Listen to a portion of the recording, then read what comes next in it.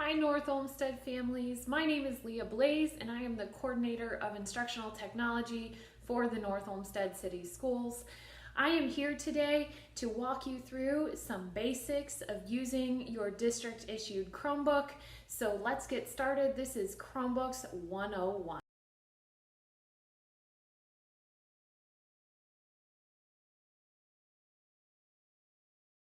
To get signed in on your school-issued Chromebook for students in grades 5 through 12, you'll want to take and open the lid of your Chromebook. If it doesn't automatically come on, you can push the power button in the upper right-hand corner of the keyboard.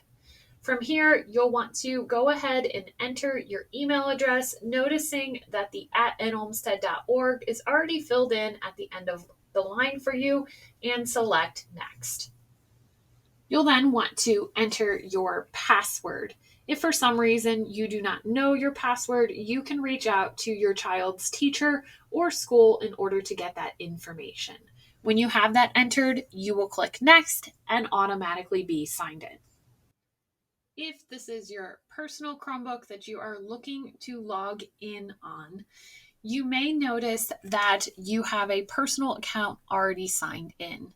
If that is the case, instead of signing into your school account inside your personal account, you'll want to come down and click the Add Person. This will then add your school account as another person on your Chromebook. Do be aware, on a personal Chromebook, you will have to manually type in the @nolmsted.org in order to get logged in. When you're using the device as a personal Chromebook, you will want to log into your school account separately so that you can get access to all of the resources seamlessly and don't have any issues between different accounts.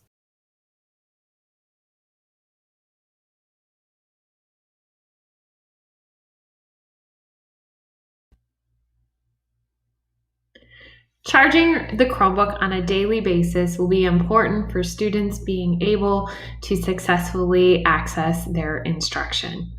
In order to charge their Chromebook, students will want to check out which version of Chromebook that they have. Some students will find a Chromebook with a more traditional charger like this, and other students may find a Chromebook that has a flat charger similar to this one. If you have this first model of Chromebook, you're going to want to ensure that it gets charged by placing the cord in the very back of the Chromebook. You can see here where I have it plugged in and there was a little light next to it. Please be aware, sometimes the light does not come on and the Chromebook is still charging. A great way to check is power up the Chromebook and see if you notice that charging symbol in the bottom right-hand corner. Also be aware that sometimes students have tried to plug in the charger into the headphone jack. This can cause problems with the headphone jack and cause it not to work properly. So ensure that students are plugging the power cord into the very back of that Chromebook. Students who have the second model of Chromebook will find a charger that looks like this. The important reminder for students here is to ensure that they're plugging it in on the side that has the light. There are two ports, and if they happen to plug it in on the other side of the Chromebook will not actually charge. So when you plug it in, ensure that there is a light on that side that notes it is charging.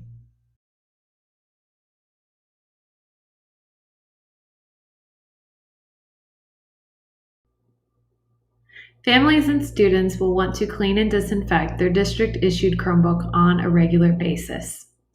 Before you jump into cleaning, there are a few things to note so that students don't cause any damage to their Chromebook in the process. We're going to walk through a few steps that students will need to do in order to clean their device. Firstly, students will want to power down their Chromebook, ensuring that they have unplugged their Chromebook completely. Students will then want to disconnect any cables, things such as headphones or a mouse, or any other devices they might have plugged into their Chromebook. This is going to allow you to clean every part of that device. As an optional step, students can use compressed air in order to clean pieces of dirt or dust that might be in their keyboard or ports. Be careful when using compressed air and only give it a few short bursts. Never turn that can upside down. Please note that this step is not necessary for cleaning or disinfecting a Chromebook. Students can proceed without doing this. In step 3, students are going to clean the case and keyboard. They're going to want to wipe down the case or outside of the Chromebook with a bleach-free antibacterial wipe. Then, when the wipe is almost dry, wipe down the keyboard. They want to make sure that not too much moisture gets into the Chromebook and causes any damage. If you don't have wipes, you can also use a solution of 40% rubbing alcohol and 60% distilled water with a lint-free cloth. Finally, students will want to clean the screen. The screen is probably the most sensitive part of the Chromebook, so students will want to make sure they use only distilled water or rubbing alcohol and water solution with a lint-free cloth. Make sure that you never spray anything on the screen, as this can damage the screen surface. Use a small amount of pressure to remove fingerprints or smudges, but make sure you don't press too hard on the screen, as this can also cause damage. Once you've completed these steps, your Chromebook is clean and ready to go for your next use.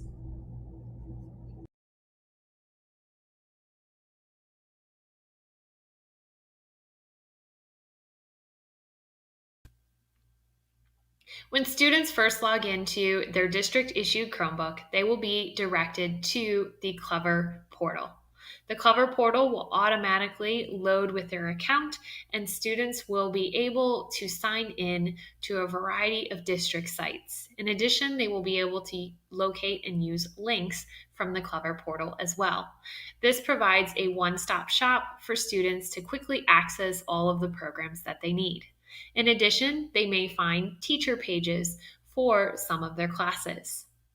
Now, if for some reason a student needs to get back to Clever at any time, or their Chromebook opens but Clever does not load, there are a few things students can do. If a student opens their Chromebook and Clever does not load, they can come down to the bottom and select the Google Chrome icon. From there, students will be able to click on the home page and it will load the Clever portal for them. Once the Clever portal loads, students will be able to use and navigate to any of the sites or links provided there. At any point, if students need to navigate back to Clever, they can come up to the left-hand corner and select their home page. The home page for every student in the district is set to be Clever.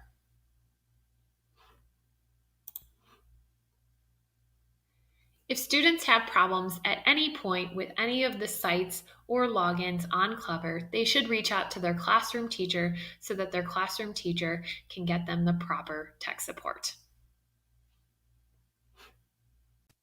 As students are navigating their Clever portal, please be mindful that these portals are created by school. For that reason, there may be resources on that portal to which your child does not have access.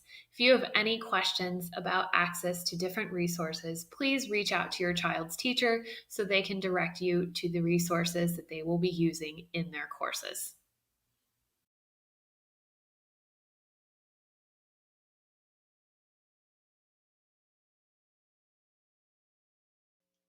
There are many different touchpad shortcuts students can use on the Chromebook, as the Chromebook touchpad does not have a left click or a right click button. I'm going to walk you through 4 that may be very useful for your child to be aware of during this school year. Although if you are interested in all of the shortcuts, those will also be made available in the rest of the Parent Academy training. We're going to first start with talking about a click. If students would like to click on something on the Chromebook, they will simply move their cursor by sliding their finger over the touchpad to whatever it is they want to click on, and then push down on the touchpad in order to click on that item. The second touchpad shortcut students will want to know is how to scroll on their Chromebook. While users can come over and select the scroll bar on the right and drag this up and down, this can be a little bit challenging on the touchpad. Instead, students can use two fingers, like a peace sign, and set those two fingers on their touchpad. They will then slide their fingers up and down on the touchpad. Students won't want to push down on the touchpad. Instead, they'll want to let their fingers glide up and down.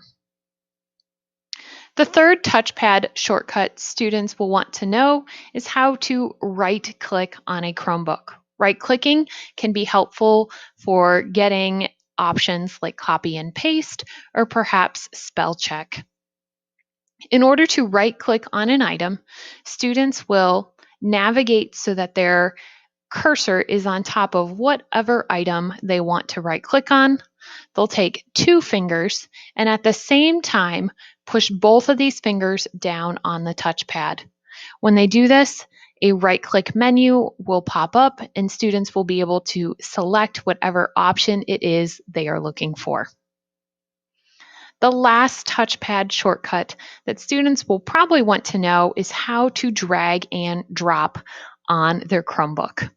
Now, dragging and dropping can be done with two fingers, and it can be done with two fingers on the same hand, although that can be a little bit challenging.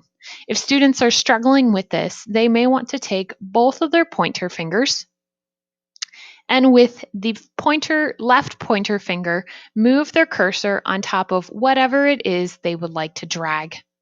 They're going to want to push down on the touchpad with that left finger, making sure that left finger does not come up, and then take their right pointer finger and slide it across the touchpad wherever they want to move this object. You notice I can slide this object everywhere on my touchpad. Whenever they have the item where they want it, they can let go of both fingers and that item will move to that part of the screen.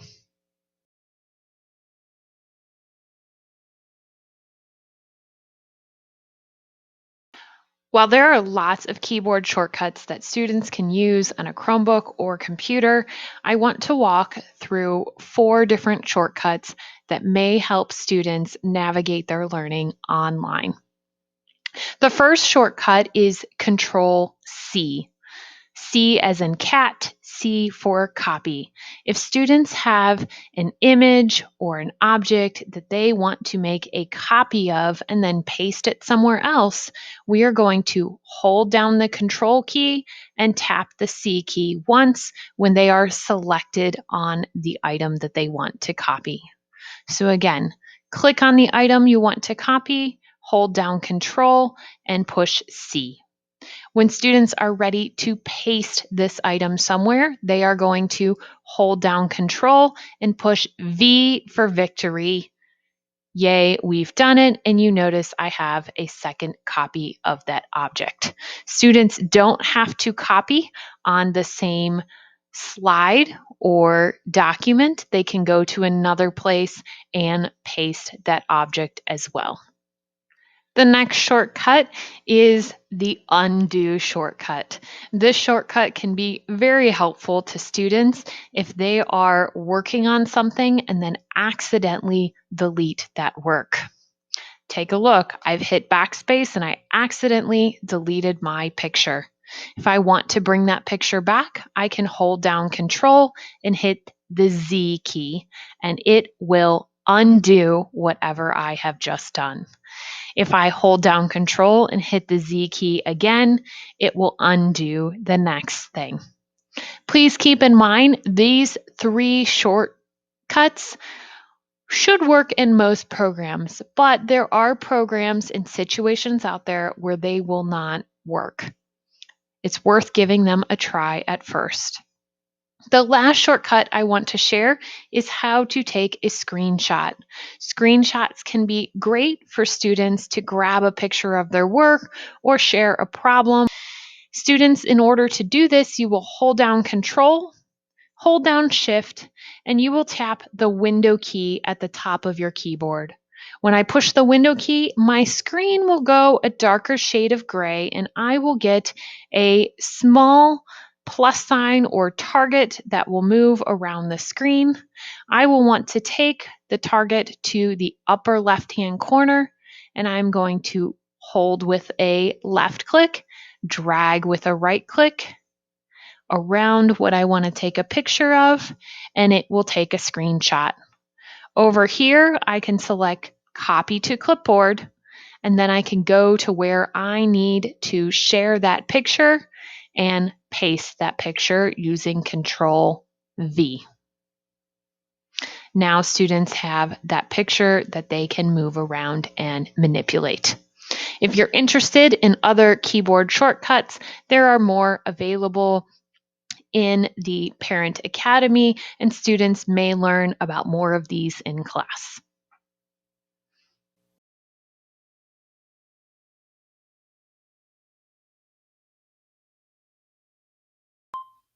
I want to take a moment to talk about the accessibility tools on a Chromebook. Students may find some of these accessibility tools very beneficial, and at times our accessibility tools on a Chromebook get turned down without us even realizing it. These accessibility tools can be great for students to use, and they can also cause some frustrations if they are in the way of what students are trying to accomplish. To turn on and off these tools, students will go down to the right-hand corner and select the time. When they've selected the time, students will notice a person with outstretched arms. Underneath this person, it says accessibility.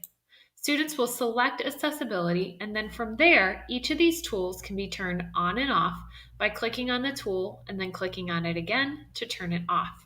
I'm going to turn on a few of these so that you can see some of the different things that students might have happen. Things like an on-screen keyboard are available, a high contrast mode, a large mouse cursor, and several others. If students decide at any point that they don't want one of these tools turned on, they simply come down to the time in the right-hand corner, select accessibility again, and then uncheck that tool from the list. This will allow students to continue working without one of these tools or to turn on one of these tools to use when they are completing their work.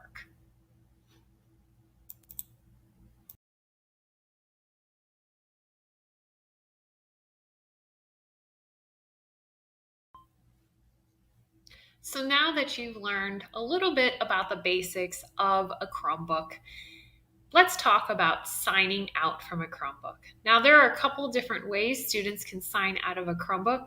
Signing out reinforces the important practice of making sure that we close out of our personal accounts when we walk away from our device.